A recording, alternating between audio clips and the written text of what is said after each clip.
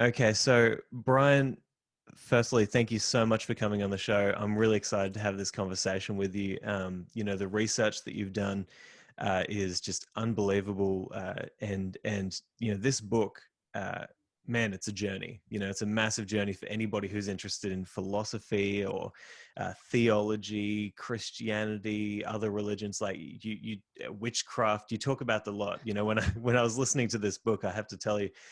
The whole way through, I'm finding myself saying, I hope he talks about this, and then you talk about that. I hope he talks about witches, and then you talk about witches. I hope he talks about Christian, yeah, and you just go through this giant list of cultures and religions and philosophies and practices that were all rooted in these mystic traditions. And I guess in order to start the interview off today, I actually wanted to start in a bit of a strange way. I wanted to read you a quote from a Disney movie that came out last year. I think Disney is like the biggest proprietor, advocate, and yeah, and teller of these mystic stories, right?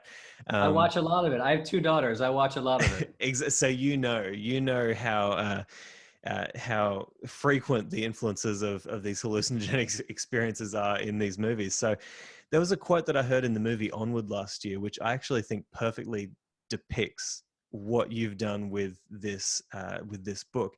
And the quote goes like this. It says, "Long ago, the world was full of wonder. It was adventurous, exciting.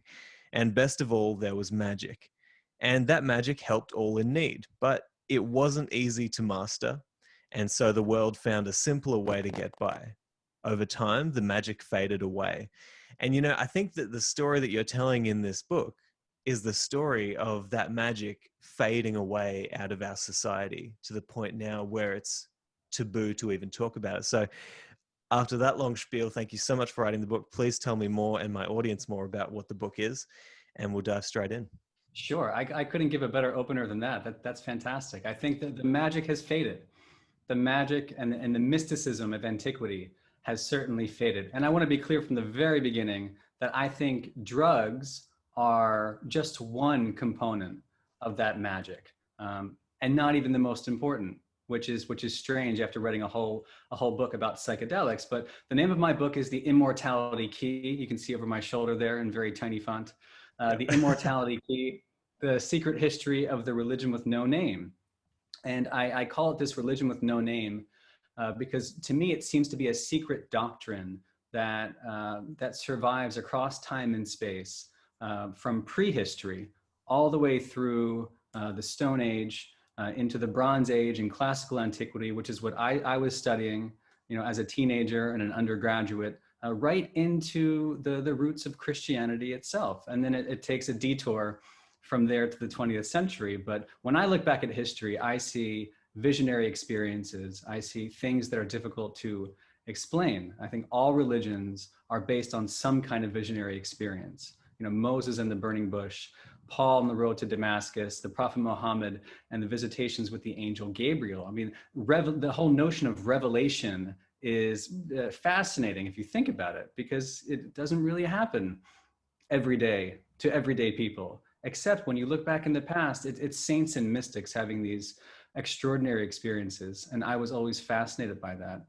And so I use drugs as a lens to investigate these mystical experiences and find out how they could have facilitated these visionary journeys in antiquity. And much more importantly, even though it's a whole book about history, what does it mean for today? I start the book by looking at these psychedelic experiments at Hopkins and NYU. I end the book talking about the same thing. And on Rogan and elsewhere, you heard me prophesy about the next 10 years. A lot of my professional and personal interest really is seeing what happens to the study of psychedelics in this clinical setting at first, but then, for the betterment of well people is the way some folks refer to it, in 10 years' time, at very regulated, licensed retreat centers, where I think this visionary experience is about to become available to a lot of people. And it's going to happen anyway. So I'd rather educate people about the very long tradition here than just start from scratch. Mm.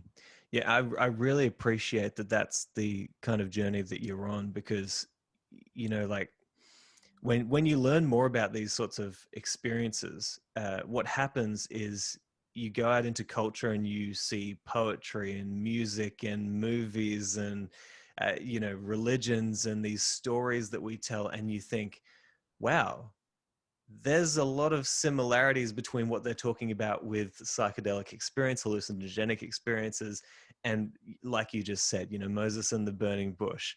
And I really appreciate that you're not only on the journey of bringing these sorts of experiences to people in the way that you are through history, and an awareness about them, but you can see that it's going to happen. You can see that things are coming and that they are going to be widely available. So we might as well be highly educated on what they were used for in the past, as opposed to just going into them as if they're a party drug or as if they're just something to have because it's a fun time.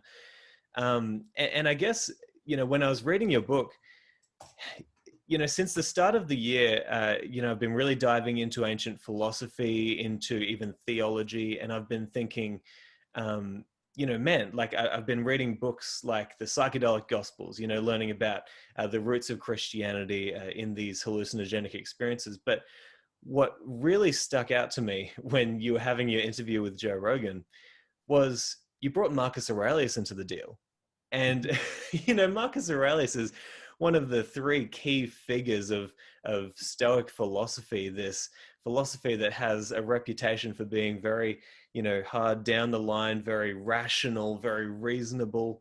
There's this idea about Stoicism, the classic colloquial use of just being this hard-nosed person. And then we look at Marcus Aurelius, who, had his own personal physician, who I'd love you to talk about.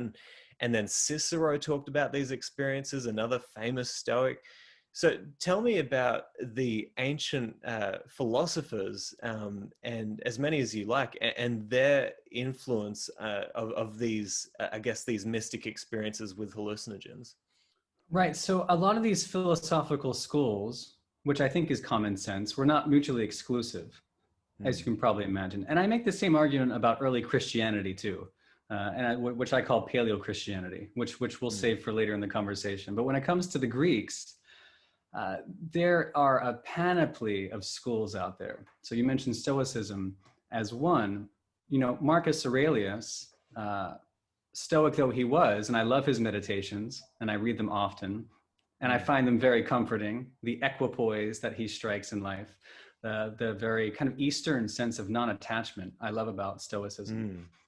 Marcus Aurelius also saved the mysteries, quite literally. When the barbarian Kostoboks came through Eleusis in the 2nd century AD, it was Marcus Aurelius, the philosopher, who rebuilt the sanctuary to Roman standards and preserved what had been there, we think, since at least 1500 BC. So the mysteries of Eleusis survive from around 1500 BC to the 4th century AD, when it's obliterated under the Christianized Roman Empire. And toward the end there, you have Marcus Aurelius, who we think actually is the only lay person to have entered the Anaktoron, which is that Holy of Holies inside Demeter's temple. And you mentioned Cicero, a few centuries before Marcus Aurelius. What does he say about Eleusis? He calls it the most exceptional and divine thing that Athens ever produced. Now, think about that. And I mentioned this to Joe too, I think. When you think about ancient Greece, what do you think about? You think about the obvious things like democracy and the arts and the sciences and philosophy and the very concept of a university. By the way, things that the Greeks culled together from many different influences, from North Africa and the Near East to elsewhere. But it comes to us through the Greeks. And in addition to all those things, they also had their mystery schools, separate from philosophy, I would say. These mystery schools like Eleusis were these secret initiatic traditions. And I think it's hard to talk about them or teach about them because we don't know that much about them. I mean, I quoted you Cicero, and I could quote you Plato a couple centuries before him, who talks about this blessed sight and vision. And Pindar also talks about seeing something, as does Sophocles. Almost universally, these initiates talked about a vision. And for the longest time, we didn't know what the heck it was. And I became obsessed with this 1978 book by Wassenhoffman and Ruck, who claimed it was an ergotized beer, essentially, that provoked these visions. But we simply didn't know for the longest time. And I think it's hard to teach about this stuff just because there's such a dearth of material, which when you hear about the best kept secret in history, which is what the great religious scholar Houston Smith, the phrase that he used to refer to the sacrament at Eleusis, I mean, you know, it kind of gets under your skin. And so I'd heard about it in high school, became more obsessed in college, and then all through my 20s and 30s, couldn't get rid of it until I wrote this book. And I'm hoping that it not only sheds light on the mysteries, but you know, the Greek philosophical tradition more broadly, and as a fan of Stoicism, I think you'd appreciate the influence of these Greek schools of thought on Christianity. I think that that's where like my genuine interest is as someone who went to 13 years of Catholic school. Yeah. I'm just fascinated by the Greek roots of this faith. And I love this conversation, man. Yeah, well, you know, me too, because, you know, everything that you're talking about there, it's almost like this book brings all of these suspicions that I've had over the past couple of years into play, right? You know, I remember recently somebody joined my Facebook group, and one of the answers to their questions was, you know, I'm excited to join, or I'm excited to learn more about a godless philosophy. And I thought about that, you know, because the past, you know, year and a half, I've had a transition of my research into these philosophies. I used to be on the very practical end of it, thinking that more along the lines of what I'm sure we'll talk about soon, of the traditional Western idea of, you know, rationality, reason, what we now think of when we think of those terms. But then when I go back and I read Seneca, and I read Marcus Aurelius, I read Epictetus, I read Socrates, I realize all of these people were talking about God in some way or another. All of these people were talking about the soul. All of them were talking about very mysterious things that we now today don't, I guess it's kind of strange or uncomfortable, weirdly, to talk about. And then, you know, you just drop this, okay, well, Marcus Aurelius went through these experiences as well, and he had his own personal physician who was, tell me more about Galen, is it? Marcus Aurelius's physician. Tell me more about this person and what his role was with. In Galen. Yeah. You don't get many Galen questions. Yeah. Galen was, he was the personal physician to Marcus Aurelius. I consider him kind of a successor to Dioscorides, someone else who wrote in Greek. So Dioscorides writes the Materia Medica in the 1st century AD. At the same time, the Gospels are being written. And, you know, I've elsewhere have mentioned his wine recipes that you find in there, recipes for spiking wine with all kinds of plants and herbs and toxins. And then you have Galen, who comes a bit later in the 2nd century. And the thing about Galen, let me cut to the chase. I mean, he's also interested in drugs. I mean, pretty profoundly interested in drugs. I would say even more encyclopedic than Dioscorides, which is saying a lot. The thing about Galen is that he was largely untranslated. There are 22 volumes of the Kuhn edition of Galen, which have yet to be translated into English. That's a lot of Greek and a lot of knowledge of the ancient world that has been lost, not just on scholars, but on people like us. And so I myself can't tell you all the different compound and simple mixtures Galen was talking about. And he writes about deriving toxins from animal poisons, both for therapeutic, medicinal effect, and also for religious purposes. It's just a fascinating corpus that really speaks to the blind spot that we have today about ancient pharmacology. Which I think is profoundly interesting because I feel like there are lessons to be learned there that we still haven't learned, this sacred pharmacology of the West. And I will share with you, without putting too much detail to it, that I mentioned several archaeochemists that I was in touch with throughout the research and writing of the book. One of them is Andrew Coe at MIT, and I mentioned him several times to Joe Rogan because everything Andrew Coe is doing is extraordinarily important. He's at MIT, and he has this program called the Open Archem, sort of an online open source database where he does all the great science of archaeochemistry, but because he has a classics background and he knows Galen and Dioscorides, he's looking into the ethnobotanical written evidence from antiquity, specifically the Greco-Roman world, which is really, you don't find many programs in ancient pharmacology at the leading universities here or in Europe or elsewhere. So I just think it's this understudied part of the past. Galen is a giant piece of that missing puzzle. And it takes a really interesting lens onto this material to try to uncrack it. It's so difficult to read Galen. You need to know everything from biology to pharmacology to basic ethnobotany to be able to understand it. So it's one of those real clues about the ancient past where we're just beginning to understand it. And you need to know it in 2 languages. I mean, that's at least insane, right? Like have you ever considered that you would pair up with an ethnobiologist and translate those works? I mean, yeah, if I Am I foretelling a future project here? Or?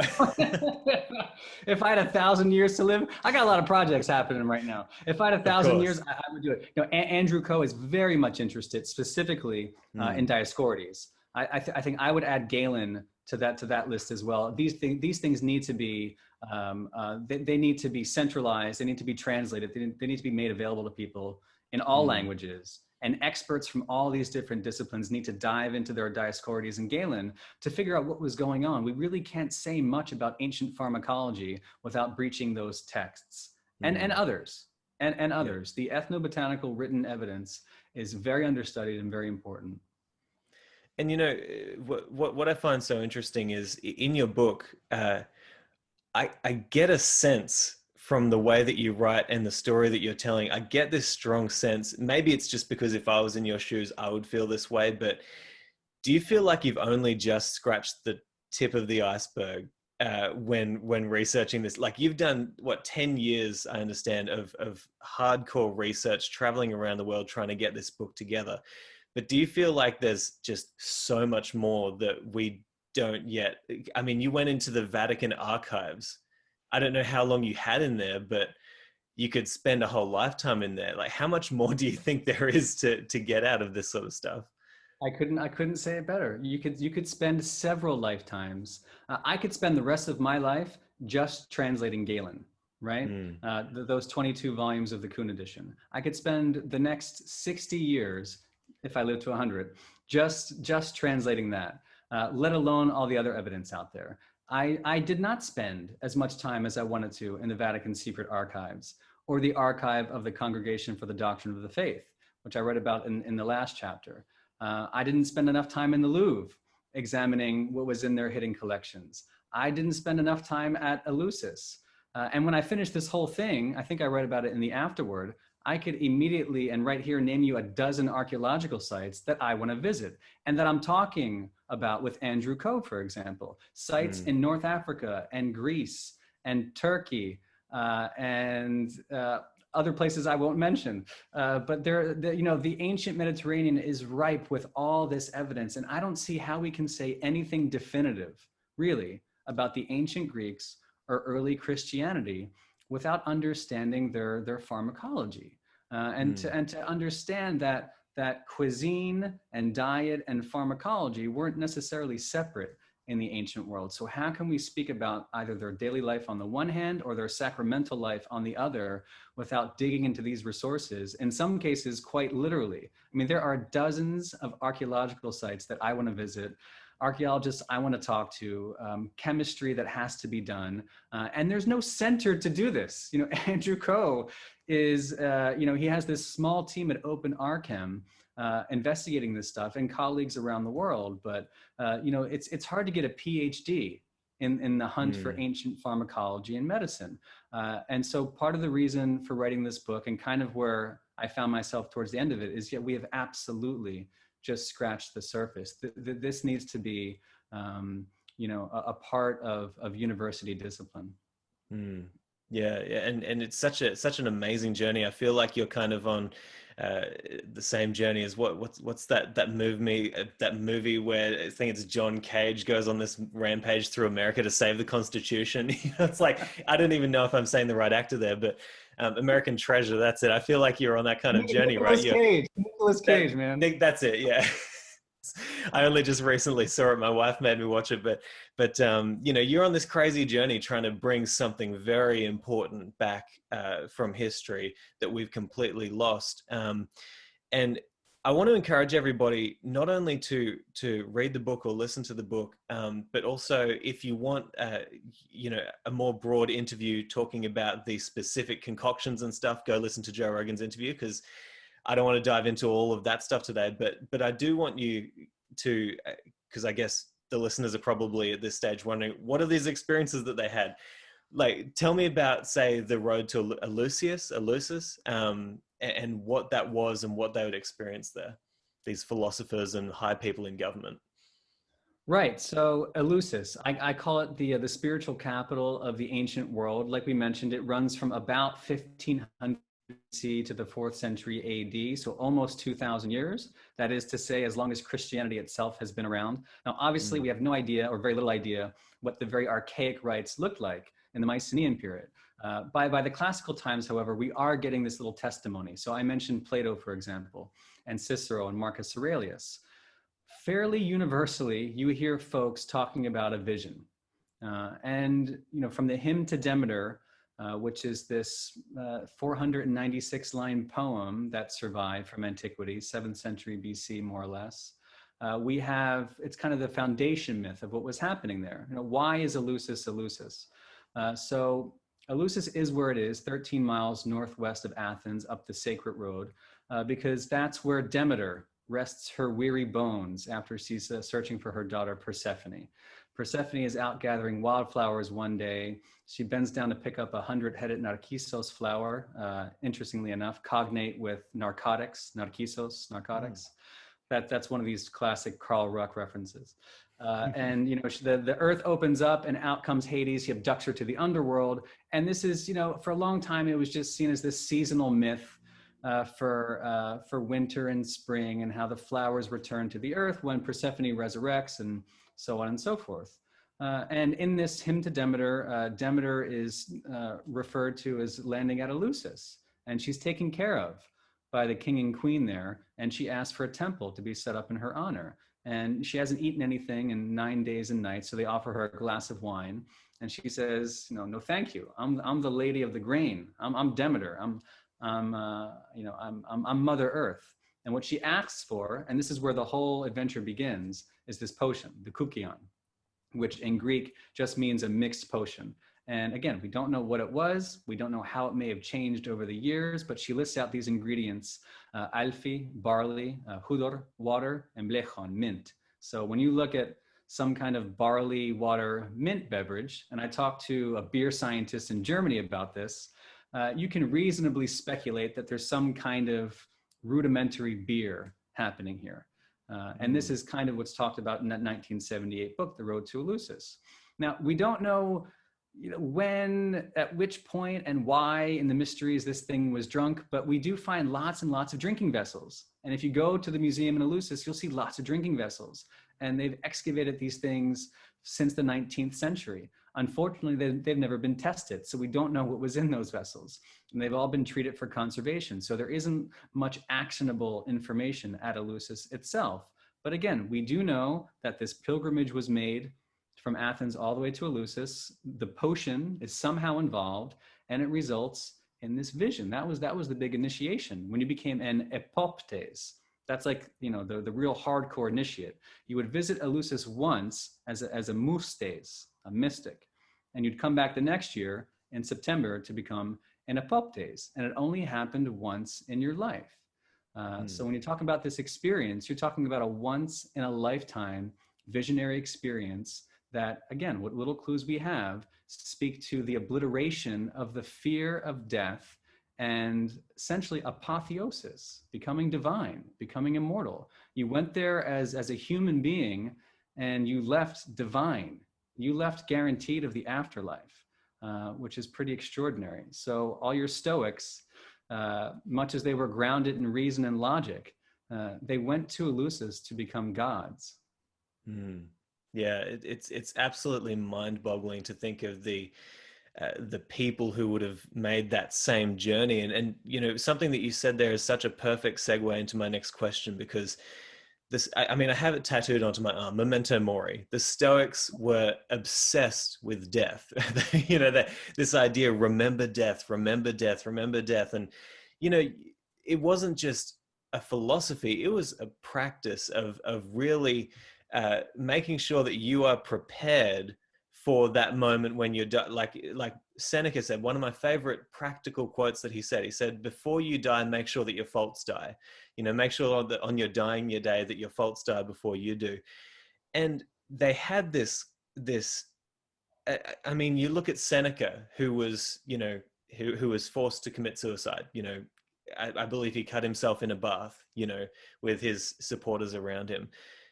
Fearless in the face of death. It was more about the courage that you face death with. You know, it wasn't the way that you died. It was the internal world that you were living in when you were dying. So how linked to these sorts of experiences is this Stoic mantra of a memento mori and remember death, and, you know, have this on your mind constantly? I think it's part of the answer. And I think it's an invitation to the answer. If I was going to tattoo something right here, it would say, An pethanis, prin pethanis, dentha pathanis, otan pethanis, which is on the very first page of my book. I tell you the key to immortality on the very first page. Open it up, read that, close it, you're done. You need to know nothing else about the ancient past. In English, that means if you die before you die, you won't die when you die. And that is inscribed on a plaque at the St. Paul's Monastery on Mount Athos in Greece, the Holy Mountain, right? The oldest historic conclave of monasteries in the Greek Orthodox Church. I think it represents a legacy from ancient Greece. And nobody writes or speaks about this more eloquently than Peter Kingsley, who changed my life. And I'm going to send this to Peter so he knows how much I appreciate him. He has a new book out, Reality, which came out many years ago and has been reissued. He writes all about this in such elegant terms. So before the Stoics, he writes a lot about the Pre-Socratics. So in addition to all the philosophers that you're interested in, between the Pre-Socratics and the Stoics, you have Plato, who I see as kind of the interface. What does he say about philosophy? You talk about it as this, you know, this exercise, right? This memento mori, keeping death on your mind. Plato says that those who engage with philosophy in the right way practice nothing else but dying and being dead. That's from the Phaedo. Where does he get this idea? It comes from his guru, Parmenides, who was born in 515 BC in southern Italy. This is the Eleatic school, Parmenides. And Parmenides has an influence on Empedocles in Sicily. And before both of them, you have Pythagoras, right? These are some of the guiding lights of Western civilization. And this is outside Athens. So again, I talked about Eleusis being the most exceptional and divine thing that Athens ever produced, according to Cicero. In addition to democracy and the arts and sciences and everything that came from Athens, the way the Greeks inflamed the imagination of the West came from Pythagoras, Parmenides, and Empedocles. And it's these Pre-Socratics who are obsessed with death. There's no other way to put it. They're obsessed with death, and they're obsessed with dying now and going into the underworld to meet a goddess. So the mysteries at Eleusis and the Dionysian mysteries and all the wine that I talk about is that's one aspect of it. The much, much more important baseline aspect of it are these irrational exercises that were engaged in by Pythagoras, who built a chamber in his basement to lie down motionless in this practice of incubation. Parmenides, who did the same thing, and Empedocles, who knew how to navigate the underworld. These were Greek shamans. These were Greek technicians of the underworld. And it's a tradition that has largely been lost, and we don't talk about it because we get swept away by Plato and everything else. But this is really where the Greek lineage begins. And so these guys are in Italy. Their influence is from the Eastern Aegean, Ionia, right? So these are guys from Phocaea, an example, as in Parmenides' case, for example. He's from north of Ephesus, Phocaea. Pythagoras from Samos. They take all these ideas from the Eastern Aegean, they go to Italy, and they release these seeds. And it produces Plato and everything else that comes afterwards. But these guys were obsessed with navigating the underworld in, let's be clear, that means nothing in the 21st century. So call it the subconscious, or call it the nebulous regions of your soul, or call it a deeply meditative trance. Peter Kingsley refers to it as a cataleptic state of trance.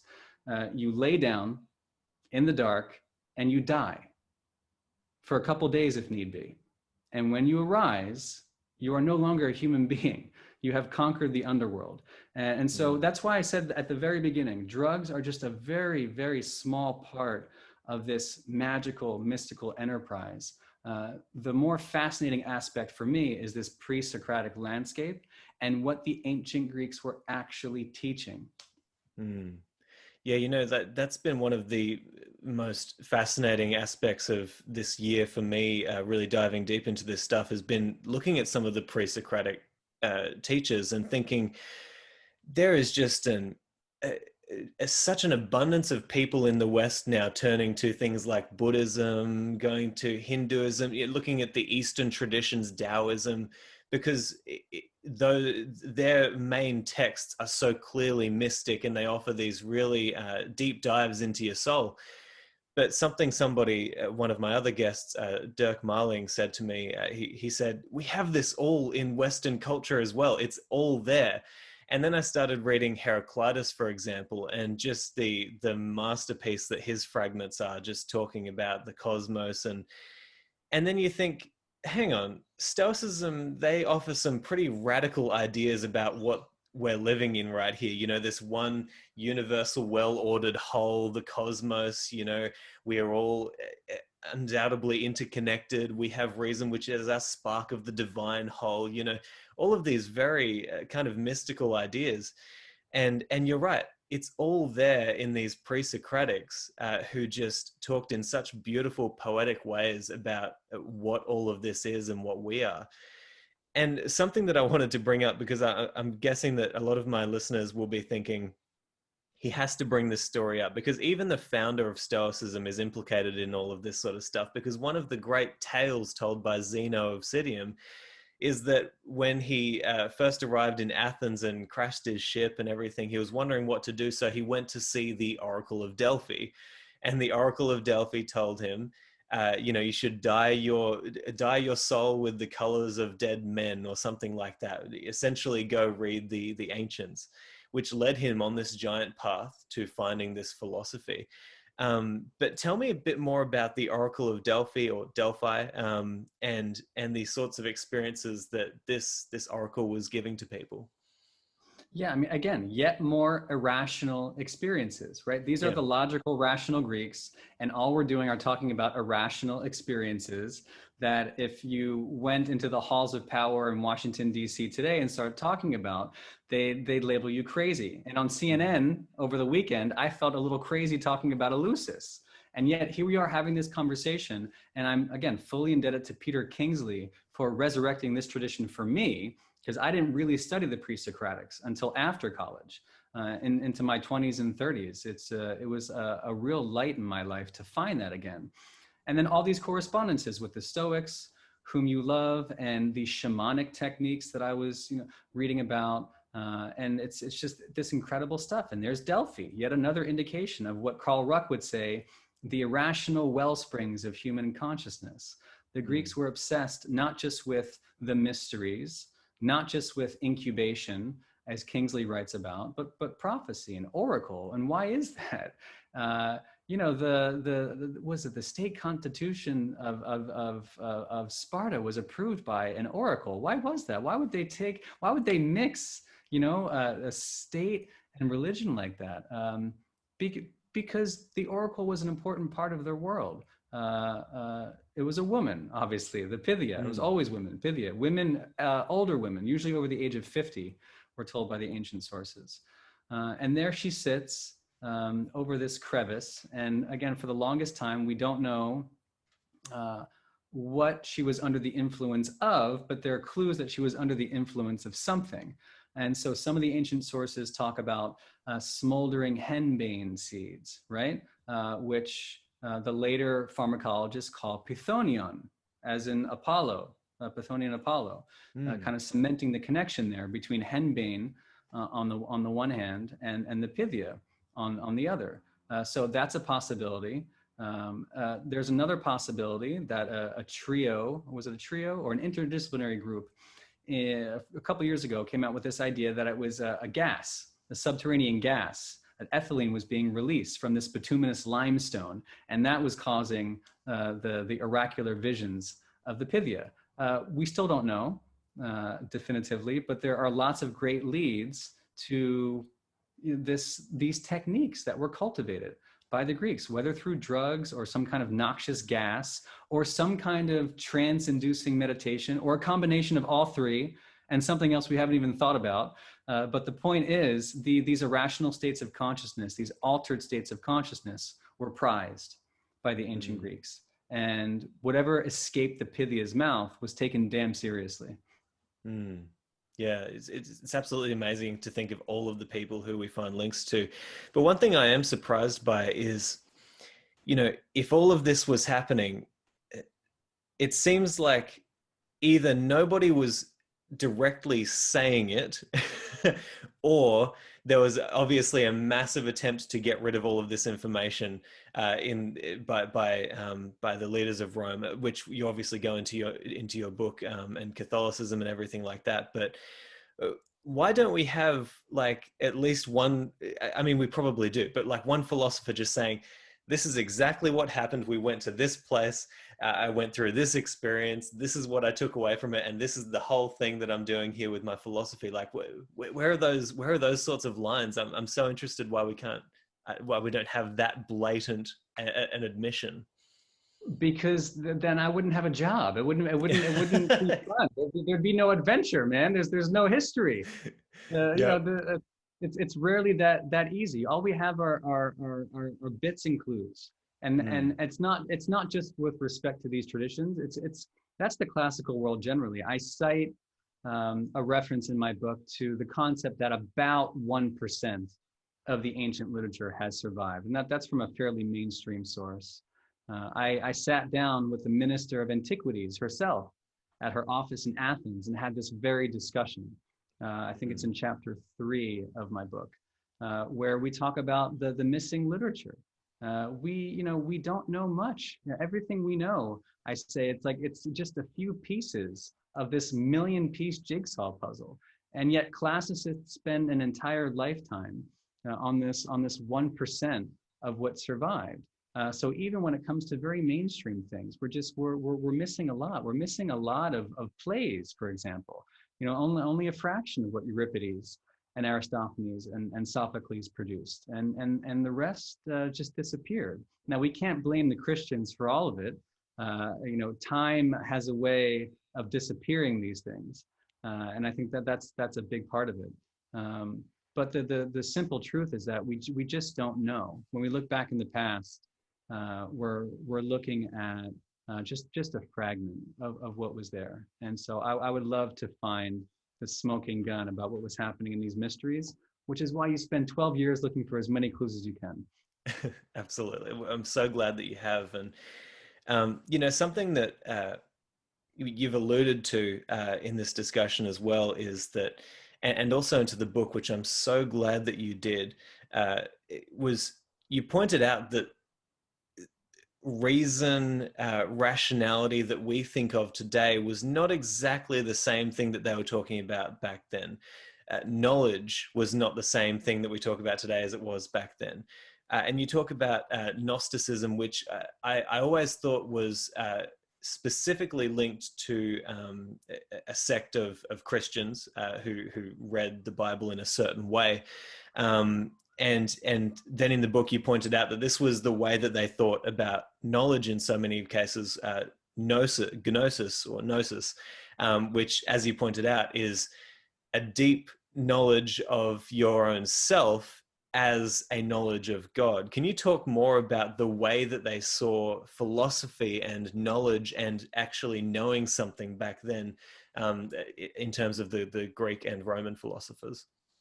Yeah, this is why I say it's, okay, I'll use the word. I think it's impossible. I was going to say Mhm. challenging or difficult. I think it's impossible to understand the birth of Christianity and early Christianity as practiced by the first Christians without understanding the Greek world into which it was born, where there were different kinds of knowledge and different ways of arriving at revelation and different ways of contemplating salvation.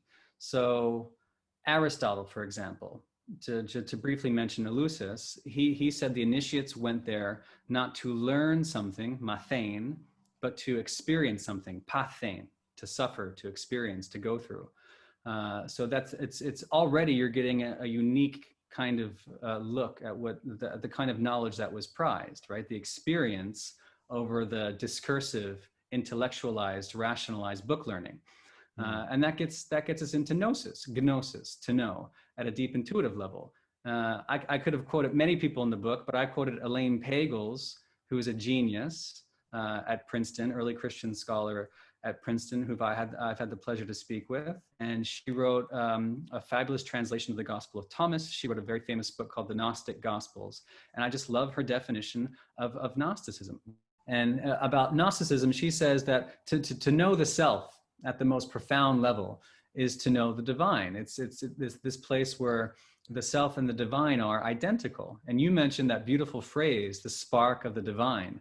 Now that's a concept that you find in Jewish mysticism, Christian mysticism, Islamic mysticism, this concept that the God, and you talked about God a lot too, the God that we profess to be the God that is outside, the God that is external to us, is in Gnosticism identical to the spark of the divine, the God that is within, which has very much to do with this concept of dying before dying and how to access that God.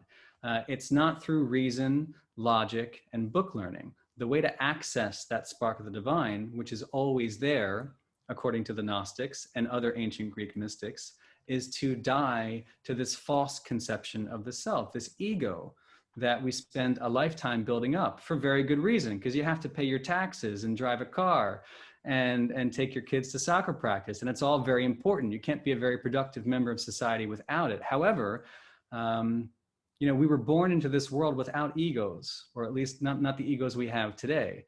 And it's a very different kind of existence. And so the momentary dissolution or the melting away of that ego seems to be the key. And so here's our immortality key, which is not drugs, The immortality key is that ability to dissolve the self, to annihilate the self momentarily in order to experience that more fundamental aspect of consciousness, which is to say the consciousness of the planet, which is to say the consciousness of God. We don't have a very good term for that. We call it God, but it's essentially this universal aspect of consciousness that resides right there inside every man, woman, and child. And I think the key there is that in these experiences, that sense of discovery is visceral.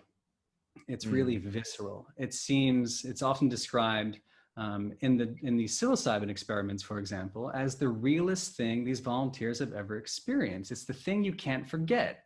2/3 in the very early studies in 2007 were referring to that experience as one of the most meaningful of their entire lives. And in fact, the statistic today, and I've asked Roland Griffiths at Hopkins about this, it's now 75%. So over the past 20 years and 50 peer-reviewed articles in the psychological literature, it's now 75% of volunteers will describe their one and only experience with psilocybin as among the most meaningful in their lives. And we think it's because of this experience. It sears itself into your memory. It's unforgettable, and it radically transforms the way you see yourself and the world. And when I hear stats like that, maybe like you, I think of the Gnostics, I think of the ancient Greeks, and I think of these experiences that were available to people 2,000 years ago, 2,500 years ago, maybe 20,000 years ago, maybe 200,000 years ago. Yeah, and it does make a lot of sense to me, this stuff that you're saying, because you start to draw these links between certain quotes from the Stoics or the philosophers. And, you look at something that Marcus Aurelius said, which, he said, throw away your books, right? Which is a massive statement for one of the most highly educated, men in history, for somebody who is this beautiful writer, talks about the soul, talks about, just what is knowledge, what is it to be?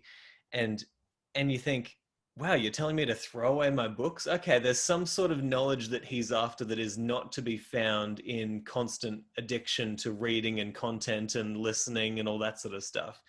And then you look at my favorite philosopher is Seneca, I think. I think he wrote beautifully about this sort of stuff. And some of the things that he says, he says, God is in you, he is around you, he is, these ideas that you think, wow, Christianity definitely drew upon some of these ideas, which is perhaps why the, early popes found Seneca to be one of, their early saints sort of thing. But, this sort of stuff is so interesting because it can really give you a better idea of what the ancient philosophers were trying to get at. And maybe we do have an addiction to, I don't know, just filling our minds with information as opposed to starting with a true knowledge of ourself, of what we are and who we are. But I guess this is also a good link, because you talked about the spark of divinity. You also talk in your book about these shamans who, as a way of initiation, would go out and have these experiences in order to, I believe the words used, to find the fire burning in their soul. Mm-hmm. And that made me think of another link, which is that the Stoics talk about this substance called pneuma, which I'm sure you've read about, and this fiery substance that pervades all. This thing that holds everything together. Have you come across this word? And if so, what does it mean to you? What is this idea? Yeah, you're referring to pneuma? Pneuma, that's it. Yes. Right. I've heard it said in different ways. I'm picking a side. So pneuma. So literally breath or spirit. Think the Holy Spirit. The Christians would call this the Holy Spirit. And in 13 years of Catholic school, I never really understood the concept of the Holy Spirit. I never understood the Trinity in general. It's really difficult stuff. You talk about this one God somehow being divided into the Father, Son, and the Holy Ghost. And I never understood it until I started reading Greek literature, like you maybe. And when I read through that, pneuma does make a lot more sense to me. And it's this sense that it interpenetrates the fabric of reality. And maybe a better word we might use today is something like consciousness. And then we can talk about consciousness maybe as the foundation of the physical universe. This is an interesting aspect in theoretical physics to begin exploring. But at the base of it all is consciousness, which I find fascinating. So I think that is the aim, and that was the philosophical direction toward which the Greeks seem to be oriented, or at least some of the schools that we're talking about. And again, I think it does find its way into early Christianity. Where else do you explain this concept of the Spirit, right? The Holy Spirit, and the tongues of fire. You mentioned the word fire too, right? I think of the Pentecost, which for those who don't know was that when the Spirit descended after Jesus's death. There are all these really interesting parallels in that period from the transition from the Greek world to the Paleo-Christian world, which was largely one and the same. It was one and the same for centuries. I like to say that we didn't go to bed as pagans in 33 AD and wake up as Christians in 34 AD. This was an intercultural process that lasted for a long time. And when in doubt, look to Greek philosophy and look to why Paul was writing the way he was to these early Christian communities in Corinth and Thessaloniki, today's Thessaloniki, or Philippi, or to the Galatians or Colossians. These were folks who would have been steeped in Greek philosophical thought, and including some of their mystery traditions that we're talking about.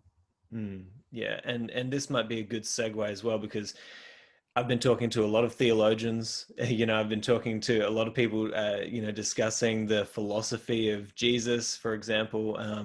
And it'd be a mistake if we didn't spend a little bit of time talking about the links between Dionysus and Jesus, and the mythology of ancient Greece mixed with early Christianity. So, could you talk to me about, I mean, firstly, for the listeners at home, who is Dionysus? It might be Dionysus that I'm getting wrong here, but and also the direct links between that story and the story of Jesus Christ. Okay, so let's start by the Son of God who was born of a virgin and introduced wine into his mysteries. Who do you think of? I think of Dionysus. Yeah. I think of the Son of God, the first line, not like the middle, the first line of the Bacchae, Euripides the Bacchae. Dionysus is Pais Dios, the Son of God.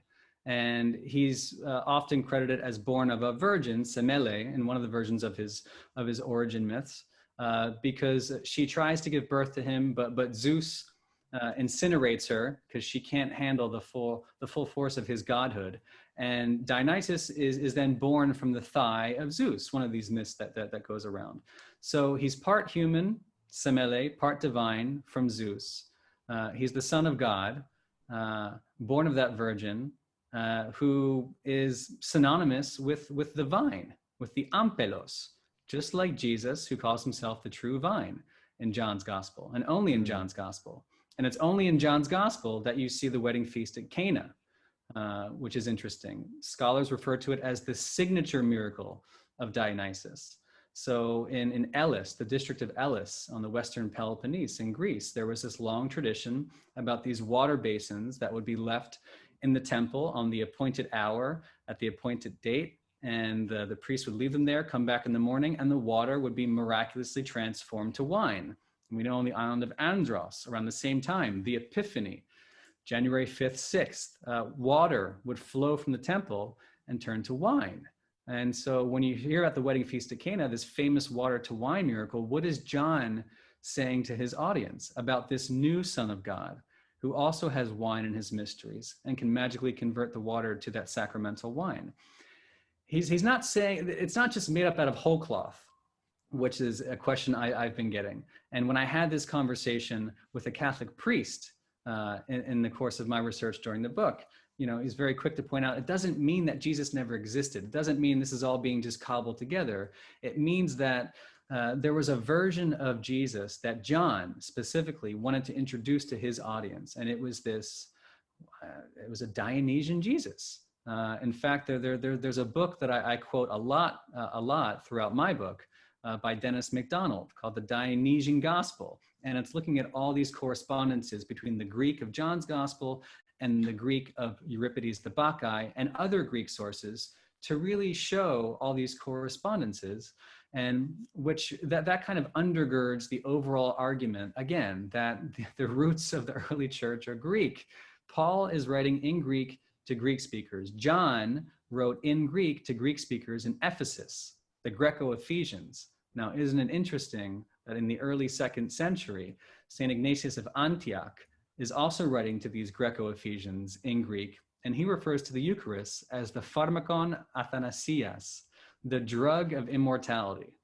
And it's the same word that Euripides used 5 centuries earlier. He called wine a pharmakon, like pharmacy, which of course means a medicine or a treatment or a remedy, but it also means drug. Some people say they go to the pharmacy, some people say they go to the drugstore. We still have the issue today, but at its root, pharmakon does mean drug.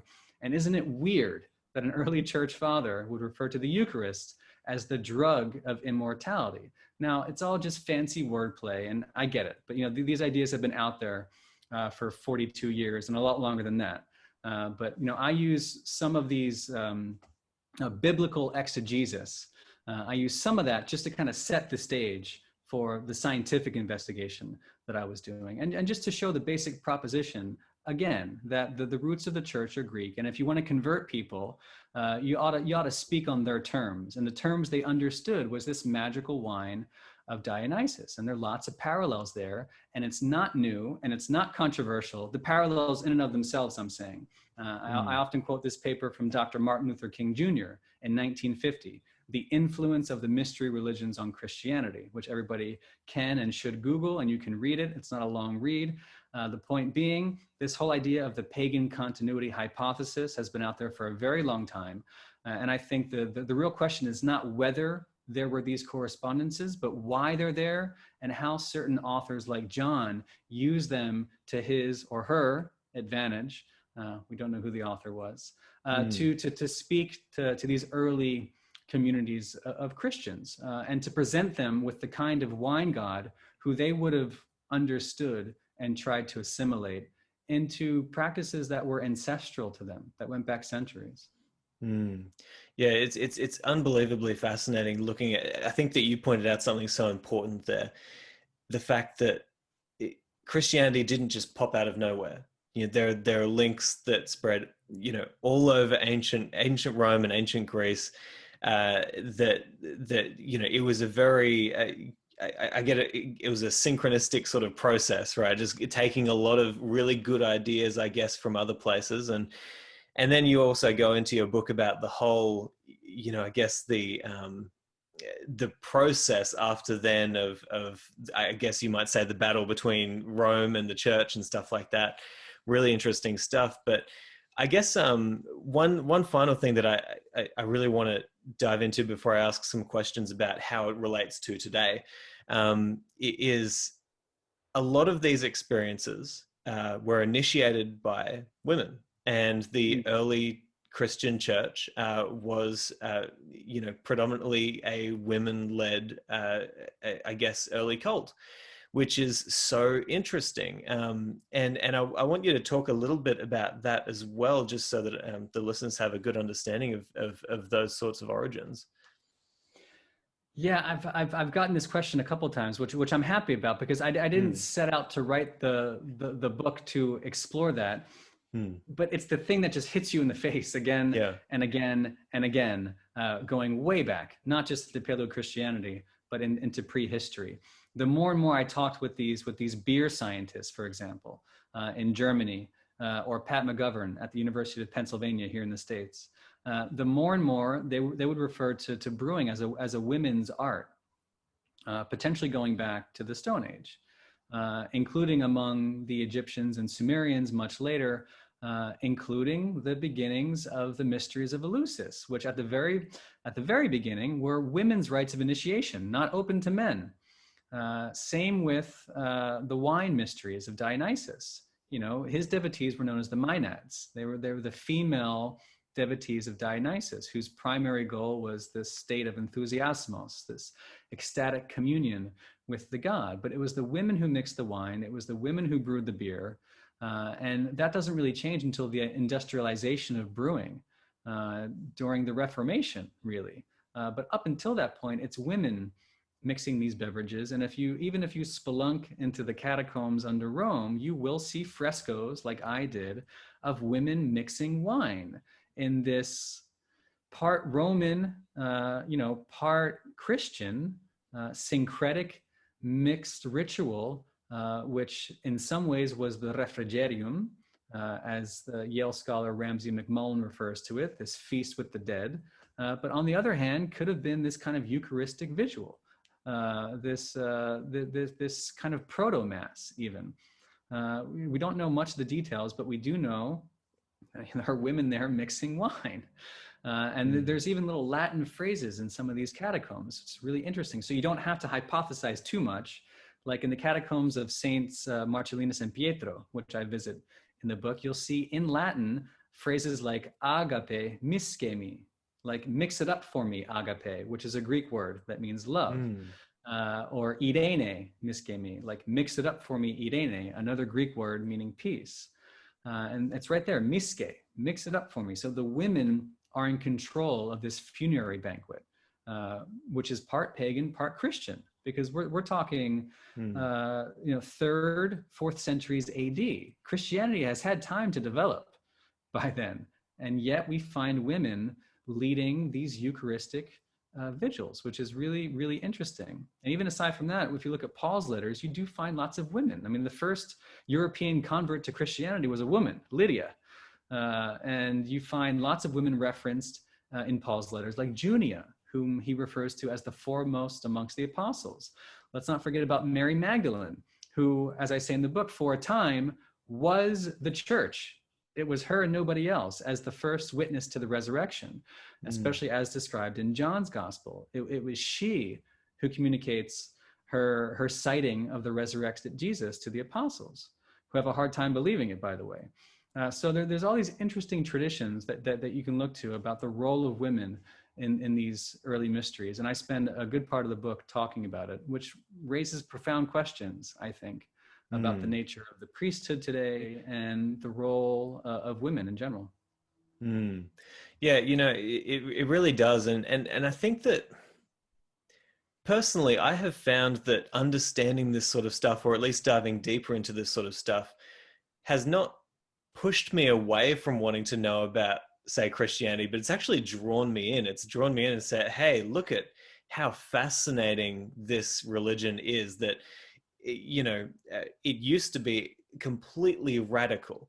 And, it was a massive battle against the state saying, no, we want to take this stuff and we want to give it to the people. But then the state took control, and then it's like, okay, well, none of that. Okay. And then you have the placebo.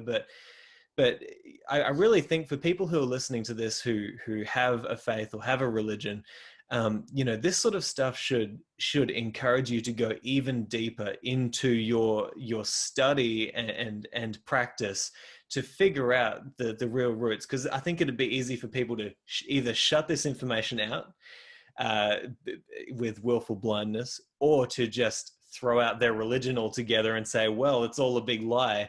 But it's so fascinating. It's so fascinating to go deeper. And I want to ask you, what do you think that all this means for philosophers today, for theologians today, for religious leaders today, for government leaders today? You can see this wave coming where it's going to be here in a matter of time, no matter what, just like marijuana was going to be here and now it is coming in. So what do you think that means for intellectuals and government leaders and theologians today? That this is something we ought to be talking about and preparing for. Like you mentioned, I would rather talk about it and spend 10 years educating at least what little I know about these traditions, to show the continuity from the past to the present and what it's going to mean for the future of religion and the future of medicine and the future of how we organize our society. Because I do think that the psychedelic experience in particular is going to become widely available outside even a therapeutic context. So again, I do think that within the next 5 years, you're going to see the FDA in the US get involved in the psilocybin studies in the clinical setting. And I think you will see its approved use for certain clinical applications like anxiety, depression, end of life distress, maybe alcoholism, maybe smoking cessation, and a host of other things that are about to be investigated. I keep talking about not that, but 10 years in the future. And in that respect, I'm only expressing my own opinion. This has nothing to do with the clinical research. But I think after that clinical application, the obvious question is going to arise: what becomes of this stuff? How do we legalize psilocybin in particular? And how do we make it available for people in a safe setting? Which is why I constantly look to these regulated, licensed facilities with trained personnel under strictly controlled conditions. And the thing that fascinates me, and where I think there are lessons to be learned from the ancient mysteries, which I think there are very practical lessons to be learned, I would envision an otherwise healthy adult having access to one of these retreat centers at least once, and maybe only once in their adult lives. After a couple years of intense psychological and emotional preparation, the kind of things you saw at Eleusis, right? Where you made the visit once, came back the next year before your full initiation into the Epoptes. I can envision a couple years preparing for this experience. I could also envision a couple years afterwards integrating that experience properly and memorializing it and sacralizing it so that it's never forgotten. Now, the literature suggests that it won't be forgotten, and these are this kind of indelible experiences. But I think that there are ways to prepare people for that and to create these sacred containers where, you know, one person's therapy is another person's religion, right? I can envision psychedelic chaplaincy. I can envision if you are a Christian, you know, or a Jew or a Muslim, and you hold on tight to your faith, hold it tighter. You know, use this to hold your faith tighter. Whether you're spiritual but not religious, or deeply religious in an organized faith, or somewhere in between, or don't even think about this stuff, this experience with psilocybin 10 years from now, for example, could be the thing that empowers your faith or lack of faith, or that introduces you to one of these ecstatic visions that are spoken of in antiquity in the safest, most practical, most comfortable setting possible. That's what really excites me. It's part of the reason I haven't done psychedelics, is because those centers don't exist, because we're just at the beginning of this conversation, right? But over the next 10 years, things are going to change and change quickly. So I'd rather be prepared than not. You know, it sounds like, you know, back in the 60s, there was kind of this outpouring, you know, everybody, the 60s and the 70s, everybody found this stuff and just went crazy. Like, we want it, you know, but we didn't have the internet back then, so it was a lot easier to push that away. Now that we have the internet, now that everybody's talking about this stuff, it sounds like what you're saying is we're about to have a really a more highly educated and careful approach to these substances, and allow it in such a way that we can still, I guess, everybody can be happy. The government can, you know, Caesar can have what is his, as the Bible says, and, you know, and we can have what is ours as well. But, you know, Brian, thank you so much for writing the book. It's absolutely incredible. I'm going to have links in the show notes. I really want everybody to go out and check it out, because if you're interested in philosophy, this is something that really ties a lot of things together. And religion as well. So thank you for writing it. Any last words to the audience, or are you good? An petanis, prin petanis, denta petanis, otan petanis. If you die before you die, you will not die when you die. What does that mean? Let's have a quick 30-second mind-blowing discussion. There is no afterlife. Do you know why there's no afterlife? Because there's no after. There's no before. To quote the great Ram Dass, it's the here and now. So if you be here now, that is the key to immortality. This is what Dinah Baser said to me, an atheist, by the way, an atheist before, during, and after her one and only experience with psilocybin. She talks about being bathed in God's love. That's from an atheist. She also told me, however, that this insight arose during her experience, that every moment is an eternity of its own, right? That the concept that eternity is here right now. There's a difference between eternity and everlasting. I don't think heaven is the place that you go to for time, you know, extended into the cosmos forever and ever and ever, et saecula saeculorum, as they say in Latin. I don't think it's for the ages of ages. I think heaven is available here now. And I love the line from the Gospel of Thomas, that the kingdom of heaven is spread upon the earth, but we do not see it. We do not see it, right? And this is a classic Greek thought. I'll quote Plotinus. I've quoted a couple people already, and I'm ruining my 30 seconds, but Plotinus, who says that he's one of these Neoplatonists, 3rd century AD, and he follows in this secret doctrine tradition that could have been passed down from Pythagoras, Parmenides, and others. But by the time this Neo-Pythagorean, Neoplatonic thought gets to Plotinus in the 3rd century AD, he talks about we must, in his Enneads, he says, we must not look, right? But we must close our eyes and exchange our faculty of vision for another. And it's this faculty, he says, which everyone possesses, but so few people ever use. This concept of another sight. I think by activating that faculty that we all have, but rarely use, that we can grab that key to immortality and open up the eternal present right here, right now.